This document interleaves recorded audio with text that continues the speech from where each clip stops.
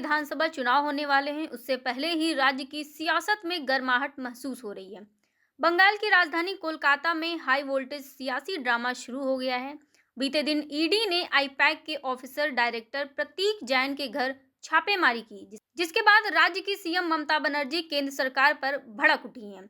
उन्होंने बीजेपी पर कई आरोप लगाए और अब यह मामला कोर्ट पहुंच गया है। वहीं ममता ने ईडी के खिलाफ अब मोर्चा खोल दिया है।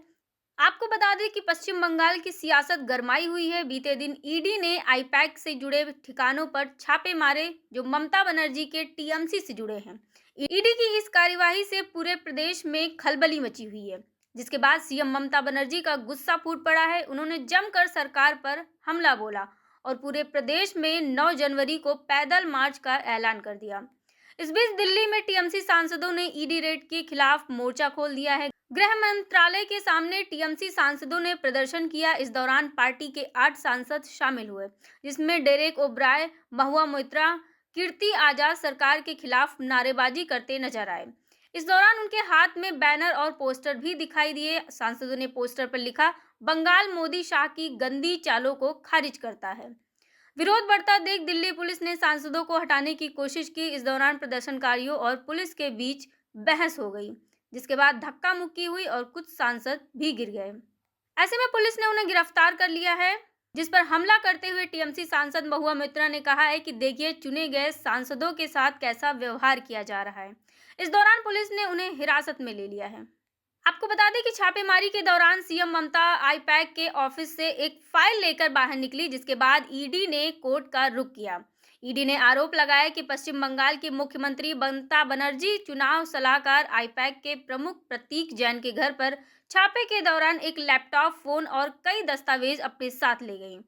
इस मामले में ईडी हाईकोर्ट गई है और आज इस मामले की सुनवाई होगी, जहां ममता बनर्जी का दावा है कि यह छापा राजनीतिक मकसद से किया गया है। वहीं ईडी ने इन आरोपों से इनकार करते हुए कहा है कि यह किसी भी राजनीतिक संगठन को निशाना बनाकर नहीं किया गया था। सीएम ममता ने टीएमसी को हाईजैक करने की साजिश रचने का भी आरोप लगाया है। ऐसे में केंद्र और टीएमसी के बीच ठन गई है। दोनों के बीच का टकराव बढ़ता ही जा रहा है।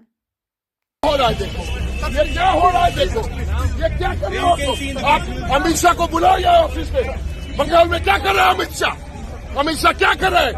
हाँ, ये क्या चोरी कर रहे हैं? बहुत चोरी कर रहे हैं अमित शाह। हाँ, ये क्या? You are being detained now. You are being detained. You are being detained now.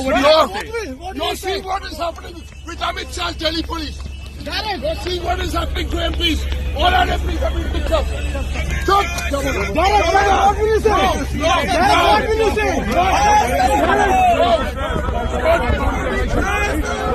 ये मत करो। शर्म करो। पुलिस जद्दोजहद कर रही है।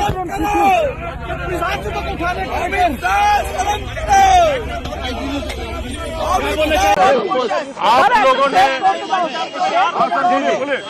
बोलिए आप लोगों ने अभी देखा कि हम लोग शांतिपूर्ण तरीके से अमित शाह जी के ऑफिस के बाहर ईडी के रेड के विरुद्ध प्रदर्शन कर रहे थे। उस प्रदर्शन में हमने शांतिपूर्ण रूप से थे। आपने उसके विजुअल्स देखे हैं। हमको उसमें कुछ बात करने की आवश्यकता नहीं है, लेकिन प्रश्न एक उठता है जो कि बहुत ही ज्वलंत प्रश्न है कि ईडी के रेड केवल विशेष क्यों और जबरदस्ती क्यों किए जा रहे हैं। हम ये भी जानना चाहते हैं कि ऐसे अनेकों लोग हैं जिनके ऊपर पुख्ता प्रमाण है। अमित शाह जी ने खुद कहा था कि हेमंत बिस्वा शर्मा को जेल डालेंगे। अजीत पवार के विरुद्ध प्रधानमंत्री ने कहा था कि 70,000 करोड़ का घोटाला हुआ है। नारायण राणे के ऊपर पैसे को हेराफेरी करने का किया गया है। और हमारे बंगाल के एक नेता है शुभेंदु अधिकारी, जिनको 5 लाख रुपया हेराफेरी करते हुए, पकड़ते हुए और अपने ड्रॉर में डालते हुए देखा गया था। क्या ईडी केवल विशेष रूप से उन विरोधियों के खिलाफ में काम कर रही है जिनके खिलाफ वो जीत नहीं सकती? ये भारतीय जनता पार्टी की हिम्मत नहीं कि वह वहां आकर ममता बंदोपाध्याय के विरुद्ध जीत सके।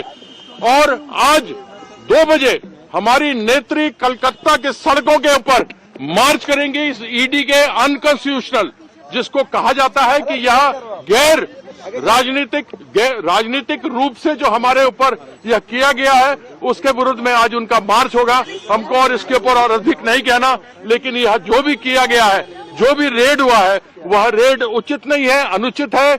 जीतने के लिए वह कुछ भी करने को तैयार है और जिस प्रकार का रेड हुआ, ये चोर लोग ही इस तरीके से करते हैं और आकर हम पर ब्लेम लगाते हैं। उल्टा चोर कोतवाल को डांटे वाली बात है। Actually, you see, what you're talking about is, it is our property. It is our property. ED has come in to do a robbery into our house. ED is doing political espionage and ED is doing the political loot of our property. IPAC, everybody knows that IPAC is, we have a signed contract with them for our election strategy and our election work.